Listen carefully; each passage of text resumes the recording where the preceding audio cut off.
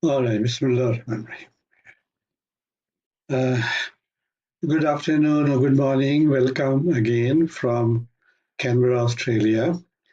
And today we are going to discuss a very, very important topic in business and management, and that is leadership. Now, leadership is a very hot topic and has been for quite a while in management literature. There's a number of theories and models that have been developed on leadership. I'm not going to discuss those theories and models. My focus is basically on the relationship between leadership or leader and trust. But before I discuss about the trust issue, I think we need to discuss a little bit on some of all these things. Uh, we would like to discuss about what do we mean by toxic, dysfunctional, and abusive leadership, because it has a lot to do with when we talk about trust issue. So we'll discuss about this, and then we'll discuss a little bit about moral leadership, and then about leadership and trust. And then we'll discuss about the key elements of trust, what people expect from a leader, how to build trust, and the difference between a boss and a leader, and finally, the difference between a leader and a manager. All right, let's go. What it is like to work for someone who takes all the credit for work done by others? That's a very good question. And I'd like to request you to think about it, and maybe later we can discuss that. So, what it is like to work for someone who takes all the credit for work done by others, is selfish and rude, makes mistakes and blames others, is tyrannical and cruel, cares only himself, herself, is threatened by competence of other subordinates, okay, feel threatened by the better better subordinates than this person himself is, and is dishonest and unfair. So just think about it, and we may discuss it some other time when we get a time during Q&A session later. So my question to you would be, have you ever been a victim of a poor leader? You may not be, maybe if you're not working, but you might have heard about it, experiences of somebody or your friend or your family member who has such an experience, not only about the poor leader, but also about the good leaders. That means, how do you feel about the good leaders you have had the opportunity to work with or have known? So both kind of experiences may be there, either an abusive leader or a good leader, with whom somebody would like to work with. So I'd like to listen to your experiences during Q&A at the end of this presentation. Now, let me first share with you a small story. This story has been written by one of my MBA students who happened to work in a small firm in Kuala Lumpur, and this was an IT company.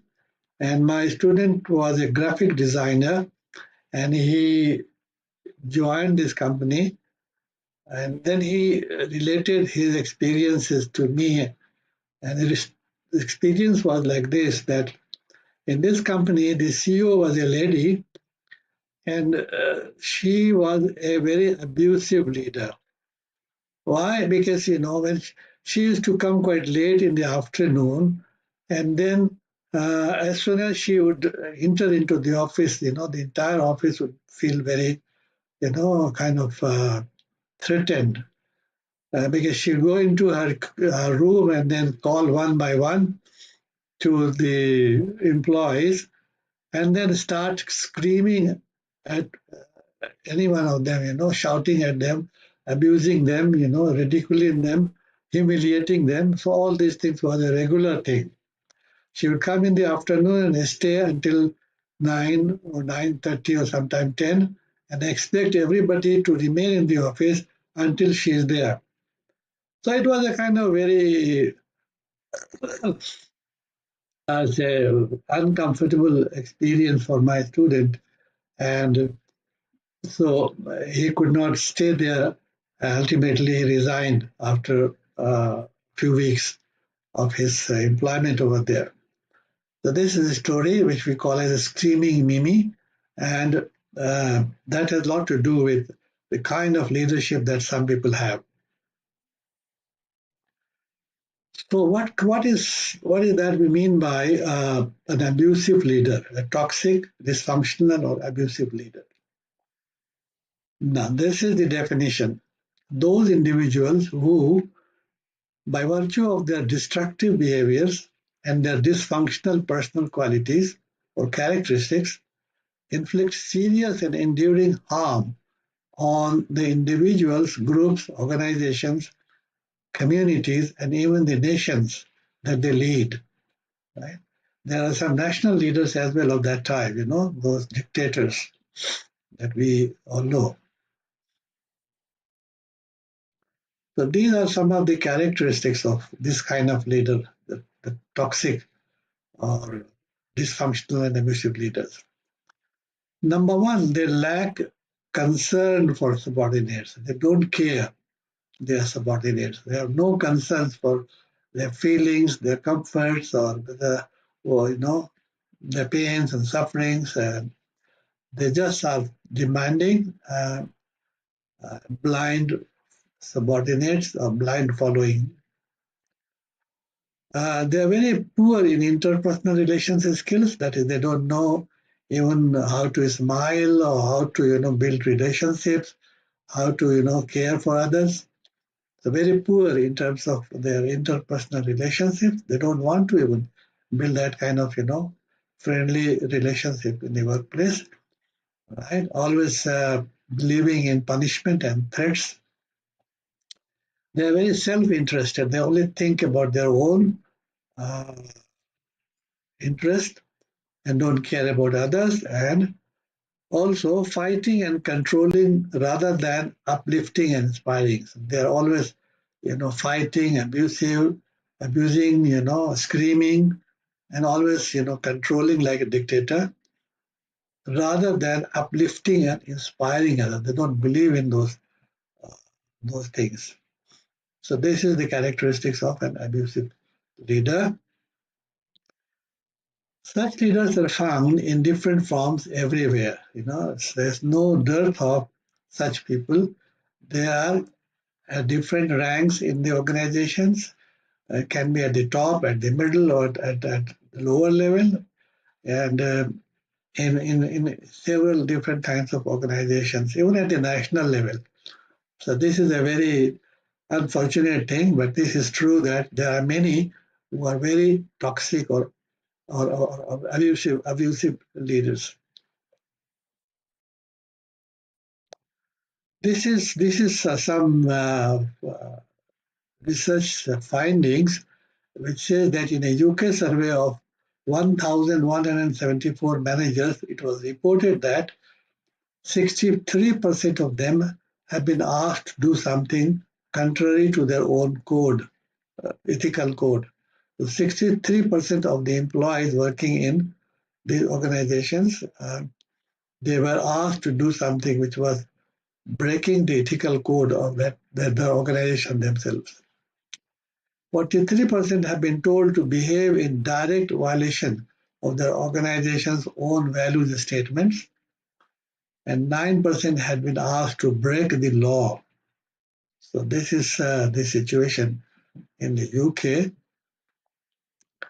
And So now, after discussing a little bit about these kinds of leaders, who we call as toxic leaders, we are now moving to discuss what is called as moral leader or moral leadership. Now, what is that? What do we mean by moral leadership? The, it is said that Hitler was an effective leader, but not a good leader. So these kinds of leaders whom we have discussed as abusive or toxic, they may get the work done because people are afraid of the leader and they just, use threats and punishment to get the job done. Like Hitler, who was an effective leader because he had a strong, leadership in moving, the entire country towards a very different kind of campaign, but he was not a good leader. So is it enough for leaders to be task oriented? Certainly not, because leaders should not only be task oriented, leaders should also be what we call as people oriented. Now, there are so many examples of examples of corporate scandals, and that results into violations of ethical values in the organization. We are quite aware of that. Many greedy uh, leaders, particularly at the top, the CEOs and all that, they they manipulate corporate balance sheets and try to sort of make money for themselves, and indulge into all kinds of unethical practices. The latest one you might have heard about, the uh, the FTX guy who is now in prison uh, for his greed, and that led to the demise of this whole uh, cryptocurrency exchange that he had established. So there are a lot of such examples of corporate scandals, and it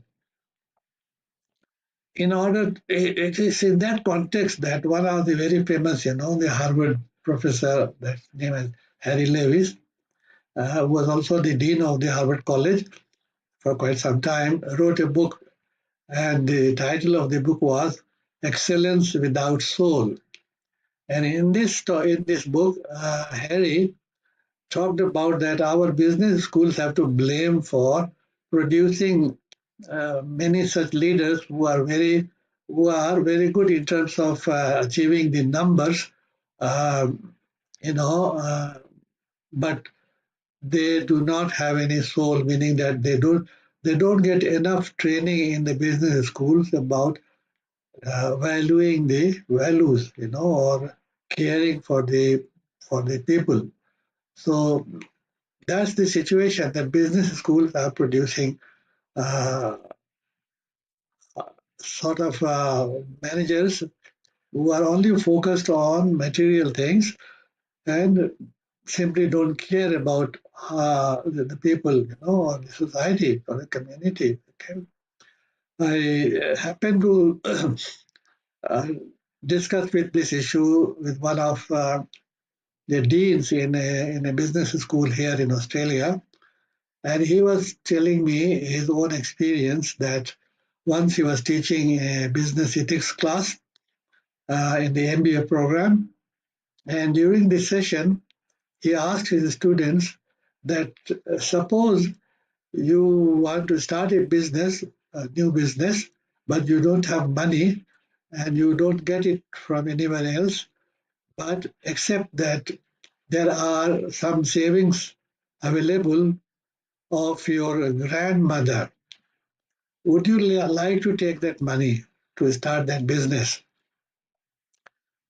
Well, remember that the chance of failure uh, is still very high. You may lose all the money. So when he asked this question to the class, the entire class, he was shocked to find that majority of the students said that yes, I will take that money, my grandmother's saving. So my dean with whom I was having this chat, he said that I was shocked that this is the situation that graduates of today simply have no human concern. They are ready to take the savings of their grandmother for their own business. So this is the situation that we have producing excellent graduates who are very good in terms of their technical competencies and all that, but not so good in terms of their soft skills or interpersonal skills. That has led to the kind of leadership that I just discussed earlier. So there is more emphasis on technical competence than character in our MBA programs. That is the result of the kind of leadership that we have just discussed, which is lack of morality. So now, what is moral leadership? Moral or ethical leadership is not about developing and printing codes of ethics. It requires the integration of ethical concerns in all activities, and leaders set moral example from their own behavior. Leaders walk the talk. If leaders withhold information, play favorite with promotion, stifle dissent, or pursue their own self-interest, then no mission and vision statement will have any value. Right? So this is the situation. If leaders withhold information, they don't share it with their team or co-workers. Play favorite with promotion, that means discriminate. Stifle dissent, all right? They don't allow open discussions or pursue their own self-interest. Then no mission and vision statement will have any value. You may print, very on a glossy paper your own vision statement and share it on your corporate websites and things like that. But inside in the organization, if leaders are like that, then there is no value for such kinds of statements made. So it is very important that leaders should be aware of this and should be sincerely, behaving like a moral leader. They should be walk the talk, whatever they say, they should do that. Set moral examples from their own behavior, right? Requires the integrations of ethical concerns in all activities, right? And moral or ethical leadership is not about developing and printing codes of ethics only.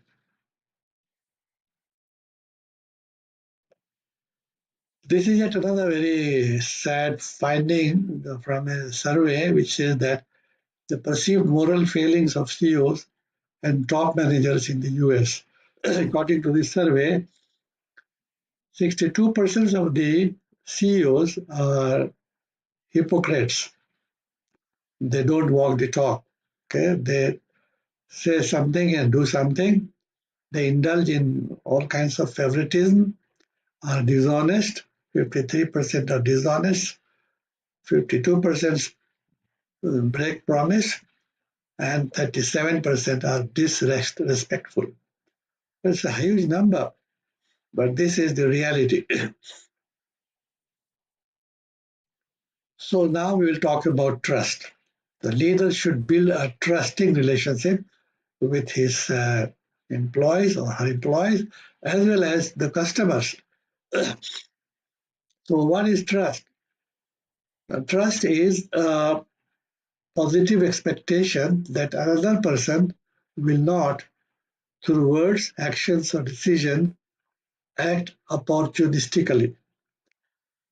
Basically, trust means that one person believes that another person or another institution or another group or another services will not exploit his or her vulnerability and will not take advantage of that vulnerability, right?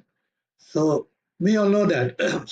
Suppose that when you take a flight to go somewhere, you trust that the airline on which you're going to fly, they will not uh, try to rob you or not try to, that do you believe in their competence, and that you think that although I'm going to be vulnerable, but I'm going to be safely,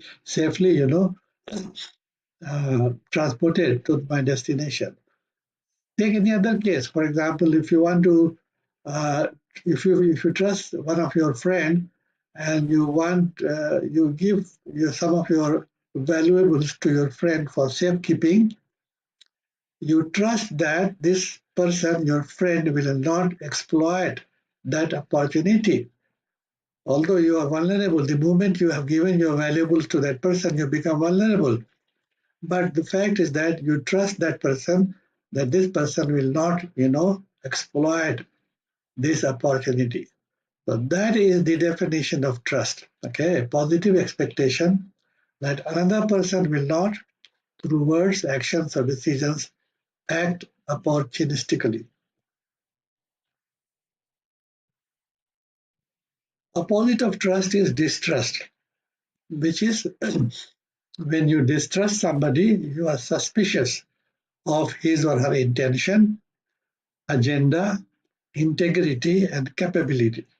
Right? You distrust anyone. If you distrust, for example, if you trust one of your coworker or even your so-called friend, or even any service provider, right? Uh, you have suspicion of their integrity, their agenda, even their capability, right, or intention. So opposite to that is it is the opposite to trust.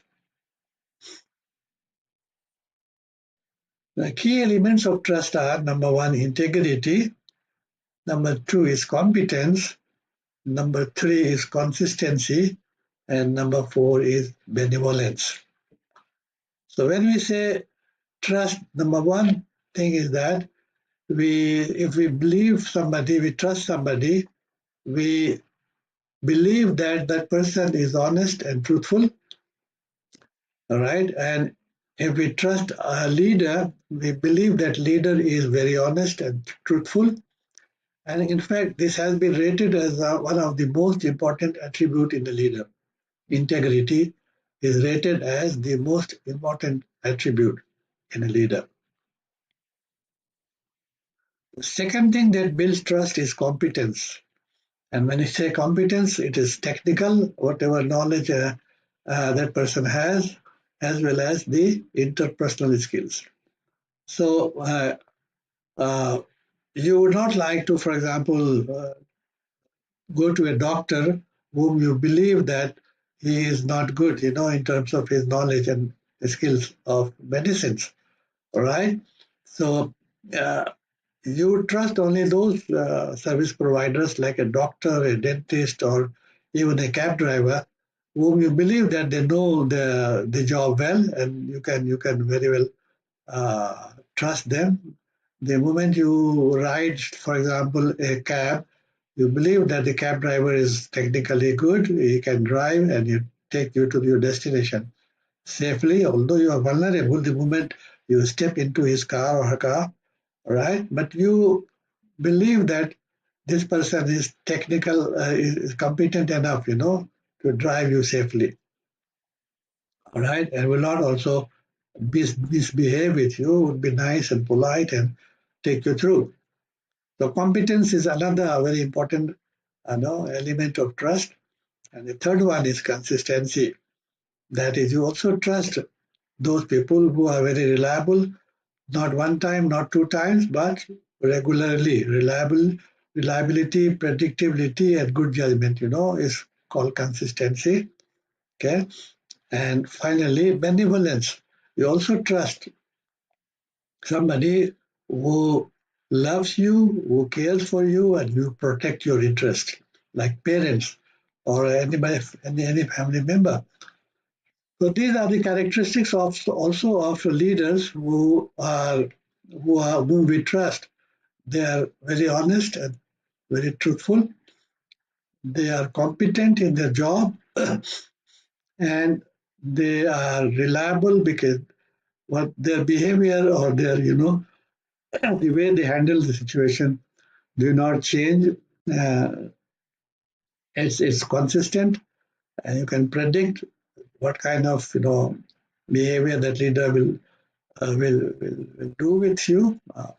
So you're quite okay with that, and also the leader loves and cares and protect your interest. It's not that you work for them and then the person do not pay you, all right, or do not protect you in situations where somebody may create some kind of problem for you.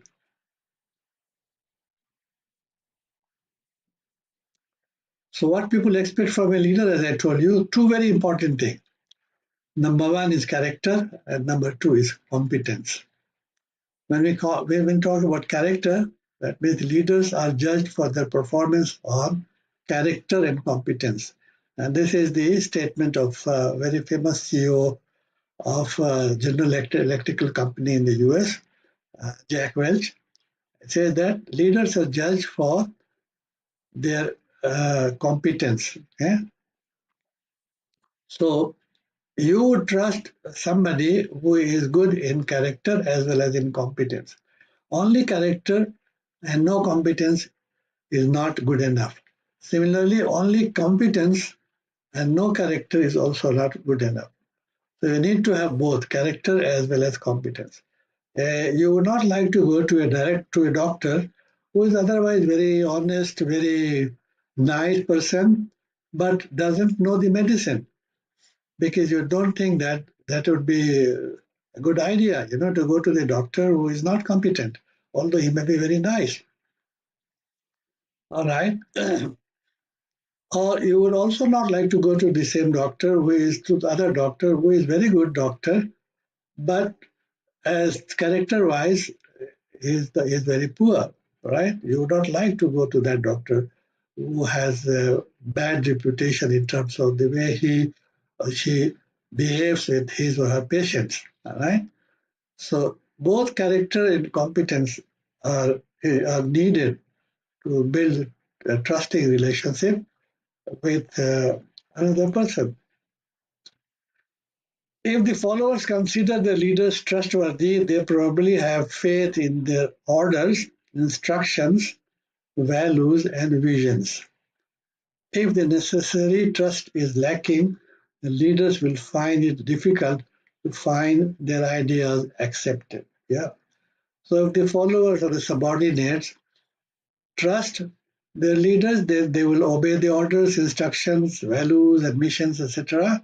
But if not, all right, the leaders will find it very difficult for their ideas to be accepted by the followers, subordinates. How do we build trust? These are some of the suggestions. Uh, Number one is that you should practice openness. That is, you should be very transparent. It's not that you should keep most of the information close to your chest. Don't share it with your co-workers or subordinates. And you are very secretive. So if you are very secretive, you cannot build trust. You have to practice openness. All right. Let people know what's going on in the organization, and try to share all possible information with your employees. Be fair, because fairness is also a very important factor that determines trust. It is let everybody know that there is no discrimination, there is no sort of favoritism, and everything is done in a very fair manner. There is both the distributive justice as well as the uh, other kinds of justices, which is uh, which is followed in the organization. So be fair, speak your feelings. That is, it's also important that as a leader you should not try to hide your feelings and don't make it known to your people, because if you speak your feelings, that people would know, that what makes you happy or unhappy. So that is another very important factor that builds trust. Tell the truth, right? Don't hide the truth, just tell the truth. And that is another very important factor that builds, a good relationship. Show consistency in the behavior. If you want to build trusting relationship with somebody, you should not change your behavior from one day to another. That one day you are a very good friend, the other day you are not so. You should be very consistent, in terms of your behavior, in terms of your actions and decisions and everything else. So consistency, all right? Nobody would like to, take a flight where one day it is on time, the other day it is not on time, and it's very inconsistent in terms of maintaining its schedule, or even in terms of their safety safety standards. So consistency means that people would also take into account how consistent uh, you show your behavior or performance. Fulfill promise, of course. Even if you make promise to your children, and if you don't fulfill that promise, the children are not going to trust you, as a parent. So fulfill promises, maintain confidence, also very important. That you should not try to uh, share confidential information to others. You have to keep it to yourself. Some of the confidences of your coworker, okay, so that you help that coworker save face and be competent. Of course, competency, as I told you, is very important. Only character is not important. You have to also be very good in your job, your skills and knowledge. All right, so that is all about the trust thing that I wanted to share with you. Let me now just a little bit talk about the difference between a boss and a leader. Now, this is what is said about the boss and about the leader. The boss wants power, the leader, goodwill. Right? The boss basically believes in power and authority, whereas the leader believes in goodwill and inspiring, other people, the co-workers, the subordinates. The boss creates fear, the leader builds pride, right? The leader builds pride. The boss says I, and the leader says we. The boss says go, the leader says let's go.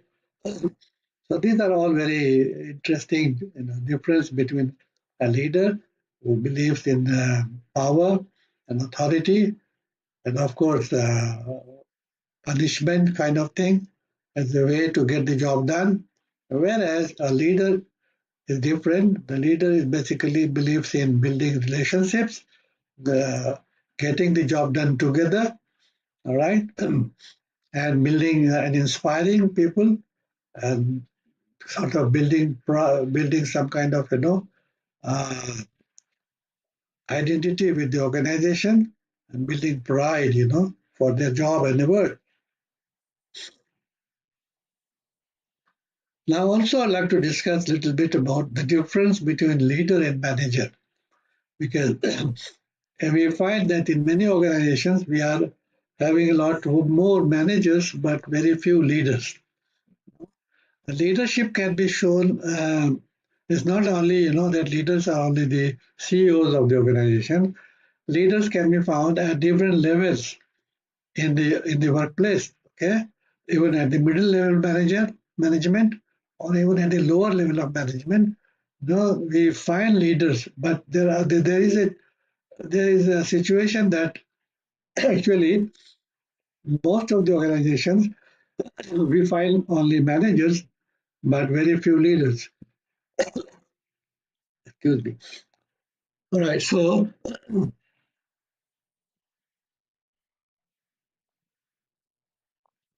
what is the difference?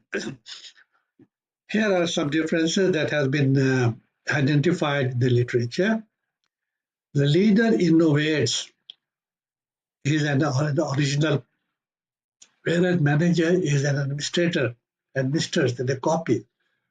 So leader, is a person who has original thinking, is innovative, all right? Whereas the manager basically is an administrator. I just try to follow the organization's rules and procedures. So it's just a copy.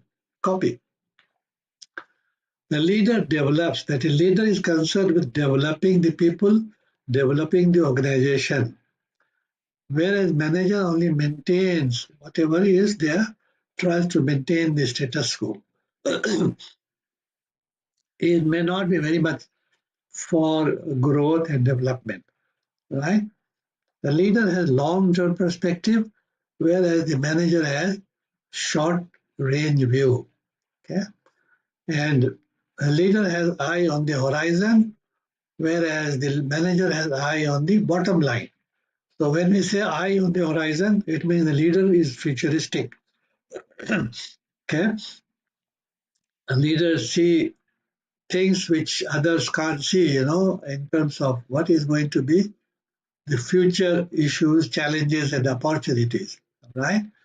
Whereas the manager always looks at the bottom line, that there should not be any shortage or any other issue, disciplining issue, okay, and other kinds of issues. So manager basically try to look at that there is no issue within the organization in terms of resources or other supply chain issues and things like that. Also, leader inspires trust. Leader is a kind of person who is, maybe you can say, charismatic, maybe transformational, maybe kind of leader what we call as servant leader, who builds a kind of relationship with employees, like like a caring person, like a caring family member. And a leader also has focus on people, whereas manager relies basically on control. That is, the manager is more about using uh, organizational policies and rules and other things to sort of get the job done. So using, those enforcing what is called as rules on subordinates to get the job done. And so his or her focus is on systems and structure, not on people. So this is the difference between leader and manager. All right. So all in all, this is what we discussed so far. We discussed about leaders who are uh, dysfunctional, toxic. I'm sure you wanted to share some of your experiences of a good leader or not a good leader. Okay, and what are their features, their characteristics. I would like to listen to that from you maybe some other time. We discussed about those kind of leadership, and we talked about moral leadership. That is what a moral leader looks like, and what are the things that makes a person a good moral leader. All right, and what are the uh, factors that create, that kind of leader. Okay. Now we discussed then about the trust issue, and we said that trust is a kind of belief of one person for another person, that given the opportunity, that another person will not exploit that, will not exploit that opportunity. The trust is all about believing that my vulnerability is not going to be exploited by the other person whom I trust. All right.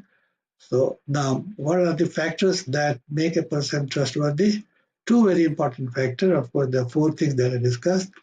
One is the character, and the other one is competence. Both are essential. If somebody is good in character, not in competence, that is not good enough. All right. Similarly, if somebody is competent, all right, but not good in character, also not good.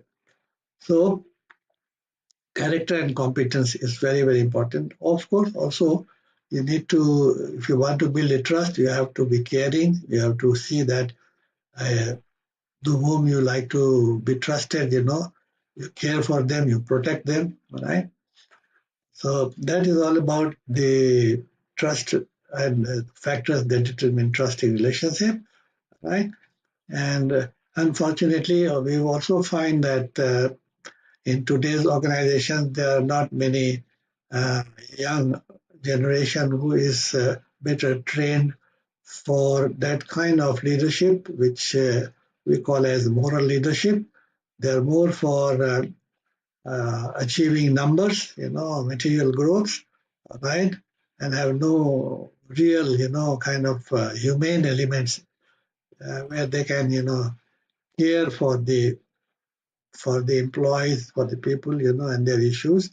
So that's the unfortunate thing. We need to, design our business curriculum, the management training programs, where we also not only build the competence of the employees, of the managers, but also, care for their soul, care for their uh, develop, morality in them so that they care for the people around them, whether it is subordinates or the customers or other stakeholders.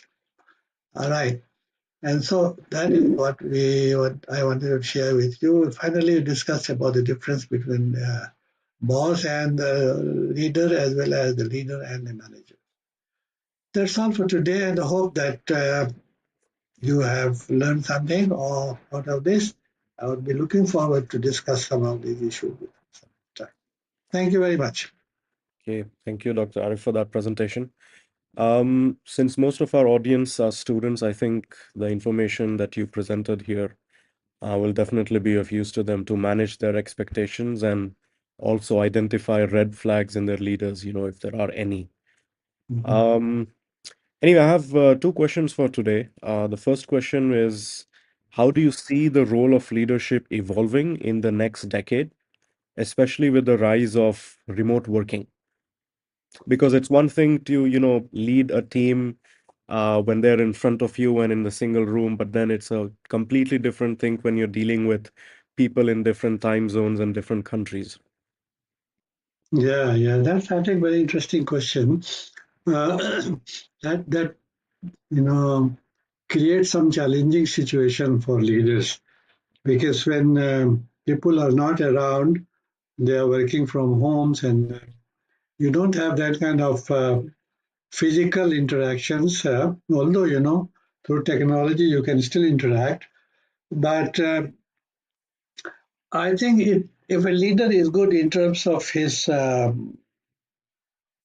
knowledge and his skills as well as understanding people. That is, he has both the character as well as the competency. All right, can still, build a good trusting relationship with his team or her team, no matter whether they are physically present or they are working from home. But the issue is that you have asked is how it is going to evolve, over time, in another, let's say, 10 years' time. Uh, I can't predict, but that I don't think that there will be much change, given the situation that the kind of training that uh, those who enter into that management field, they are coming from these kinds of business school. There is still the more emphasis is more on technical knowledge and very little on what is called as building kind of character. There is a real concern about that Harvard professor has written that book, which is called as uh, Leaders Without Soul. That speaks a lot about the challenges that we are going to face in future. All right. There are a good number of studies and suggestions which says that ethics should be part of any business school curriculum, not only one subject called business ethics, but ethics should be taught in every, should be built into every subject.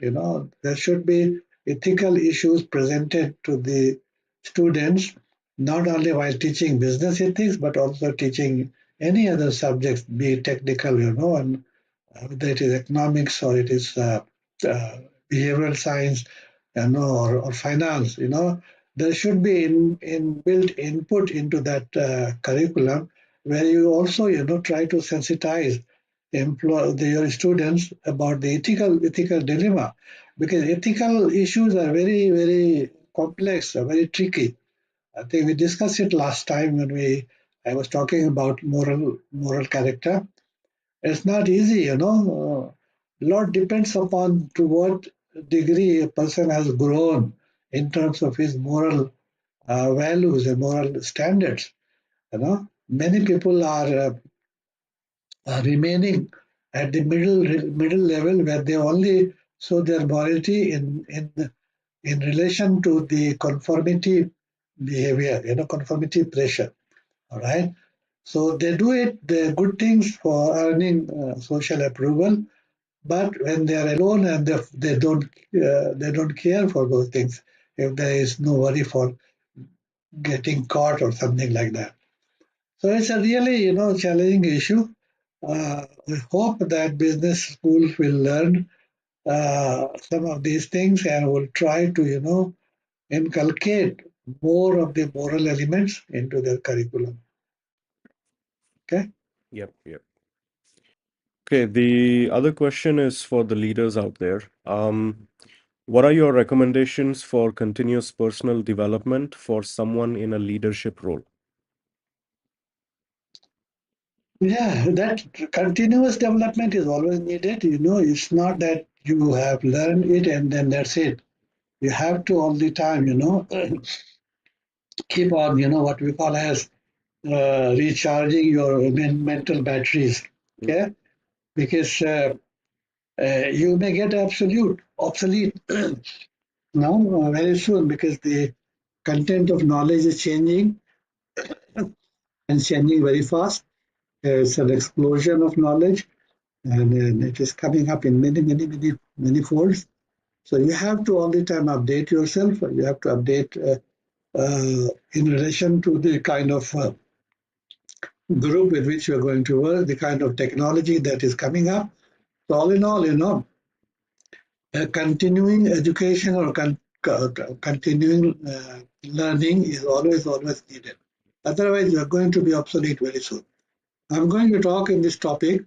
This is knowledge explosion and mid-career crisis. There is there is a topic in my list, and inshallah, I will discuss on that some other time. Okay, inshallah. Looking forward to that session as well. Mm. Okay, I think that's all the questions for today. So I think we can end now. Yeah, all right.